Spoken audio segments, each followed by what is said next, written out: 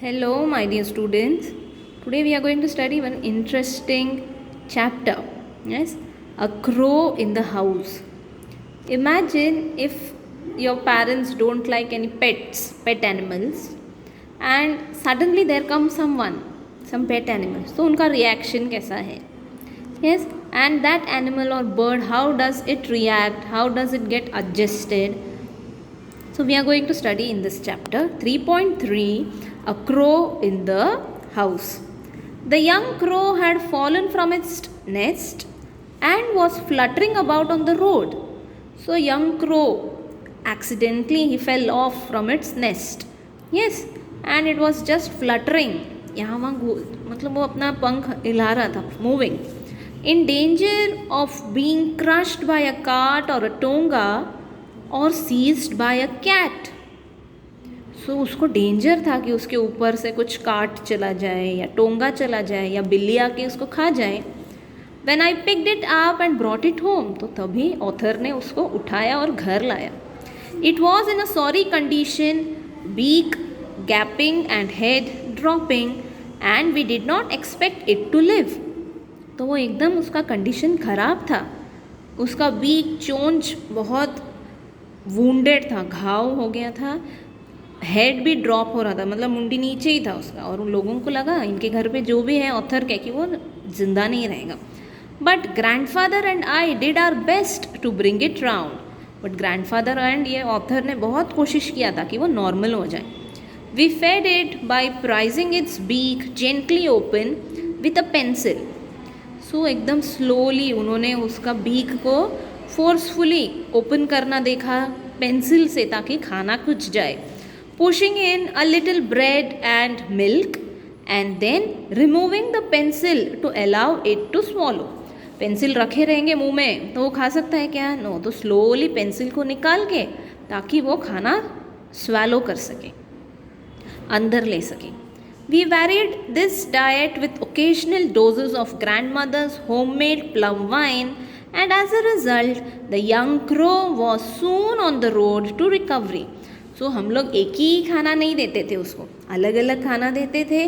कभी कभी ग्रैंडमदर का घर पे बनाया हुआ वाइन भी देते थे, प्लम वाइन. और इसके वजह से वो क्रो स्लोली ठीक होने लगा. It was on the road to recovery, back to normal. He was offered his freedom, but he did not take it. उसको फ्रीली छोड़ा था, उसको जाने का था घर के बाहर तो वो जा सकता था, बट वो घर पे ही रहता था. Instead, he made himself at home in the house.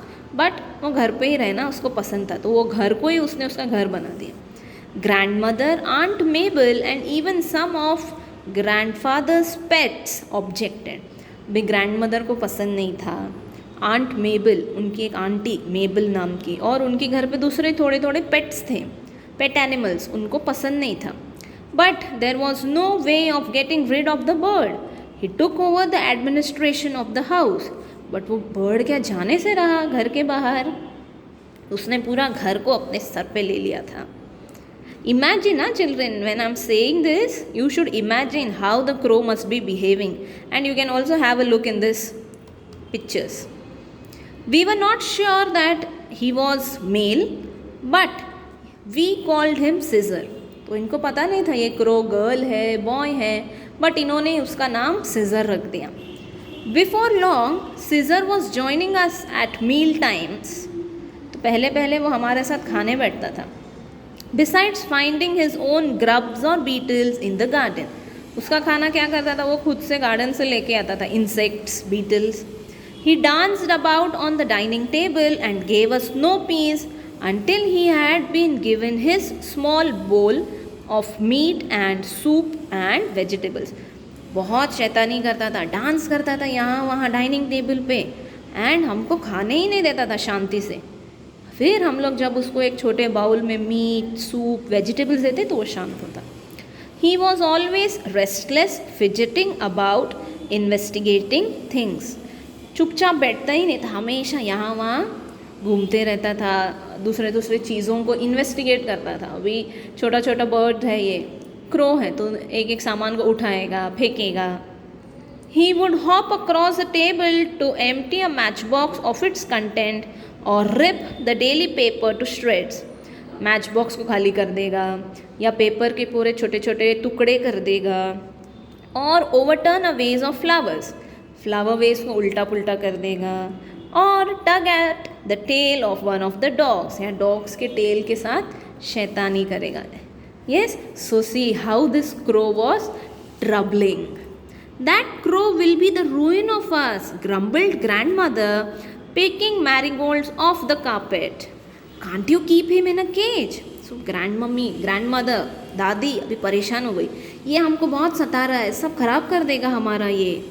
और कभी वो बेचारी एक एक मैरीगोल्ड उठा रही है. ये सीजर का काम है. ये क्रो ने क्या किया, मैरीगोल्ड सब यहाँ वहाँ गिरा दिया है. तो वो बोल रही है, हम इसको, आप लोग इसको एक केज में नहीं रख सकते क्या?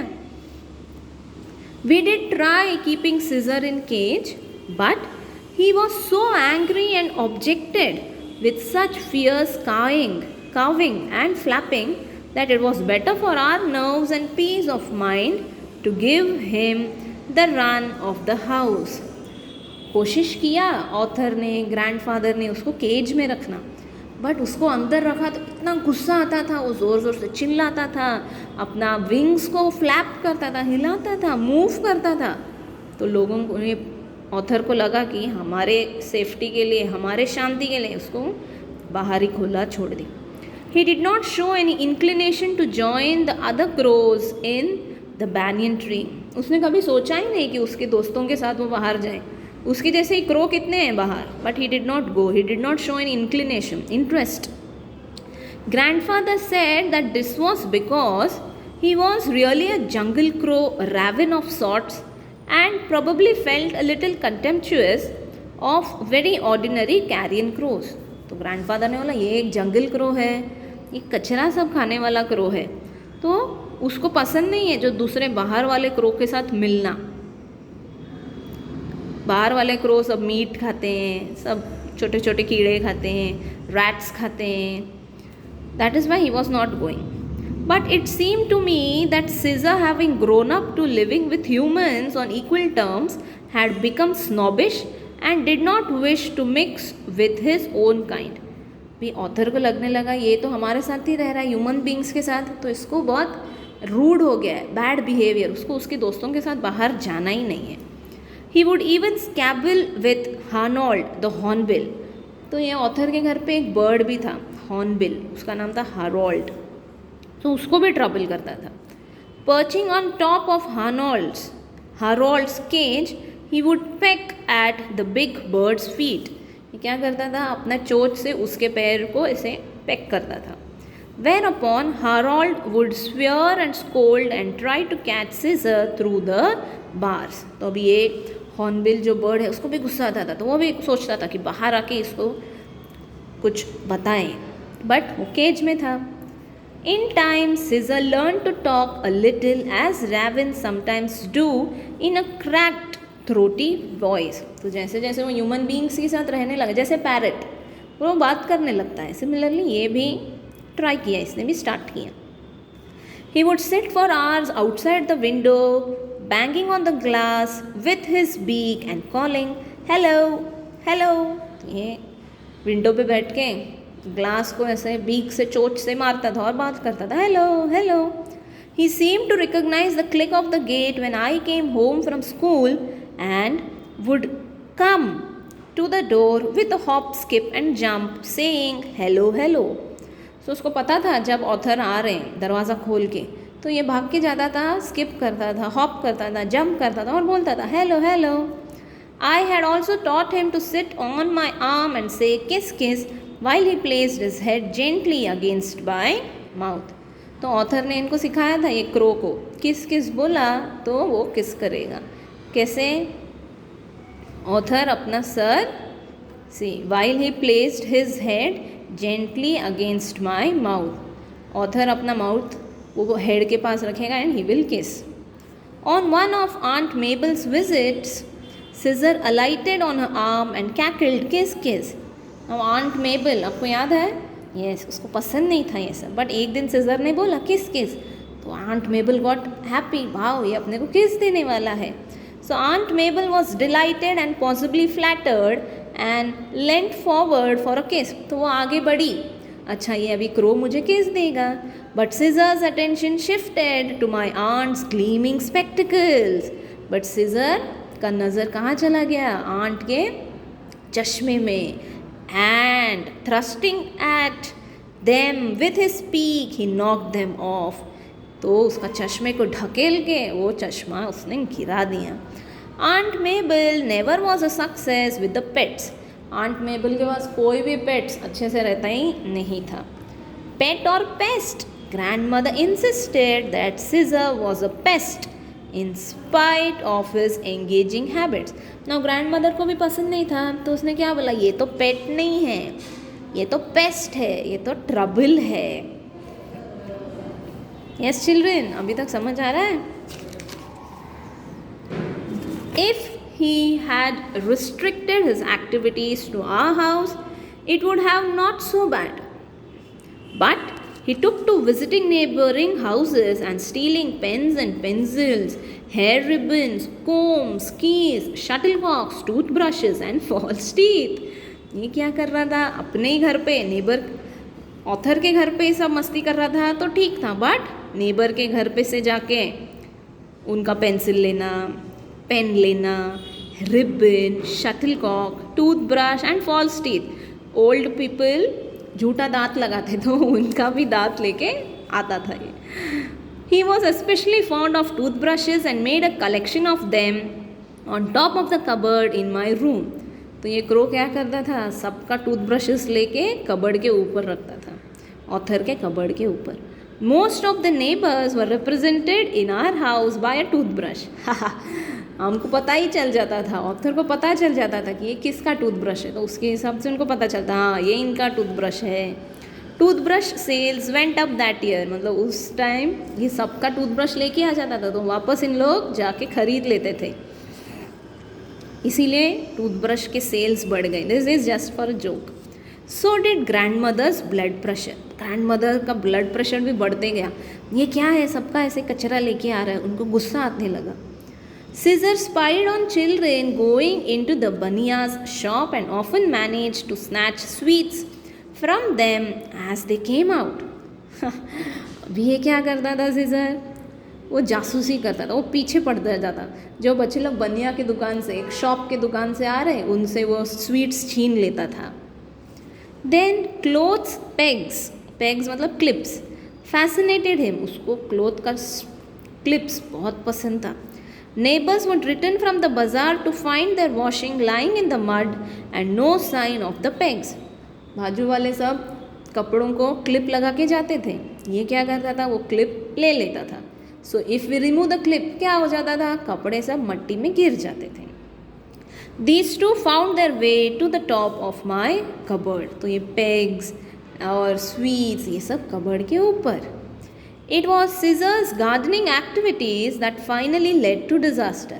Now वापस ये बहुत मस्ती करता था, तो एक दिन वो गार्डन में गया, तो वहाँ पे भी मस्ती कर रहा था, तो तभी एक बड़ा प्रॉब्लम आ गया. He was helping himself to our neighbor's beans when a stick was flung at him, breaking his leg. So वो बीन्स का एक गार्डन था, तो वहाँ पे एक स्टिक था, वो उसके पैर में लग गया और वो उसका पैर टूट गया. I carried the unfortunate bird home and grandfather and I washed and bandaged his leg as best we could. So grandfather and ये author ने बहुत कोशिश किया उसका अच्छे से साफ करना. Unfortunate bird मतलब उसका नसीब खराब कि वो वहाँ पे गया और उसका पैर टूट गया. But it would not mend, but वो ठीक ही नहीं हुआ. Scissor hung his head and no longer talked. So Scissor उस दिन पूरा वो जाने की स्थिति में था, मरने की स्थिति में. He grew weaker day by day, refusing to eat. An occasional sip of grandmother's homemade wine was all that kept him going. खाना बंद कर दिया उसने, सिर्फ कभी कभी वो ग्रैंडमदर का वाइन पीता था, तो उससे वो थोड़ा ठीक था. One morning I found him dead on the sofa, his legs stiff in the air. एक सुबह एक दिन क्या हुआ, वो चल बसा, उसका पैर ऊपर हवा की तरफ. Poor Caesar, his antisocial habits had led to his early end. Anti social habits मतलब उसका हैबिट्स नहीं है ये सब कुछ भी कर रहा था वो, किसको भी सताओ, फिर गार्डन जाओ, उसके वजह से वो जल्दी चल बसा.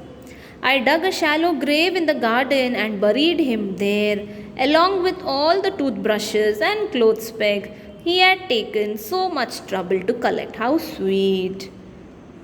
तो ये ऑथर क्या बोल रहा है, इसने एक ग्रेव डक किया, मतलब जहाँ पे वो मट्टी में खोद के ये पुअर क्रो को उसने दफनाया, और उसके साथ उसने क्या क्या रखा, उसका cloth pegs and tooth brushes. तो वो जो जो इतना मेहनत से वो सामान लेके आता था वो सब उसके साथ उसने दफना दिया. Such a beautiful story, isn't it? This crow was very troublesome, but this author and his grandfather took so good care of the bird. Yes? So has written Ruskin Bond from Grandfather's Private Zoo. So Grandfather's Private Zoo is the book written by Ruskin Bond. तो उसमें से ये chapter रहेगा. So beautiful, isn't it? Yes, children, if you have any doubt, let me know. Bye.